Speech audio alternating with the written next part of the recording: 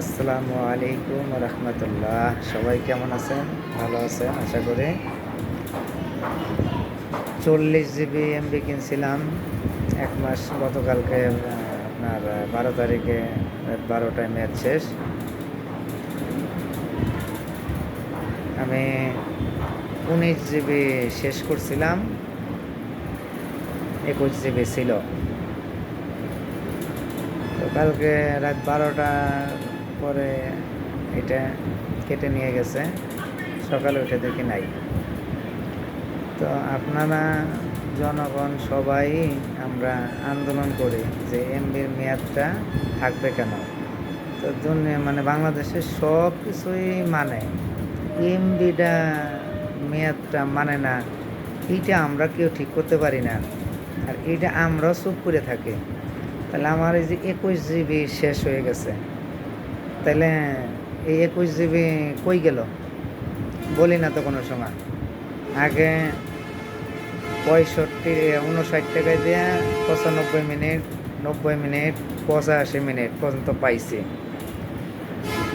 এটা ফেসবুকে আমার দেওয়া আছে। তারপরে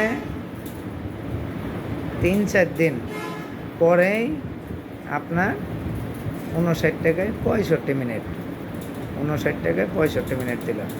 তাহলে আমাকে এই জায়গায় এত টাকা নিতেছে, এরা এমবিগুলো নিতেছে। মেয়াদ কেউ মানে সরকার থাকাকালীনও পারলো না, এখন এই সরকার থাকাকালীনও এটা নিয়ে কেউ মেয়াদ বাড়াইতে পারলো না যে মেয়াদটা থাকবে নাকি চলে যাবে, নাকি এমবিটা কেটে নিয়ে যাবে। কিন্তু হয়তো 1 মাসের জায়গায় আমাকে 2 মাস 3 মাস দেয়, তা হইলেও হয়। যে মেয়াদ তো দেয় না, আজীবন মেয়াদ দিব না। 30 দিনের জায়গায় এটা 2 মাস দেখ, যারা বেশি এমবি পড়ে। এই যে এইভাবে কেটে নিয়ে গেছে, যে আজকে আবার হয়তো 15 GB 400 টাকা দিয়ে ভরবো।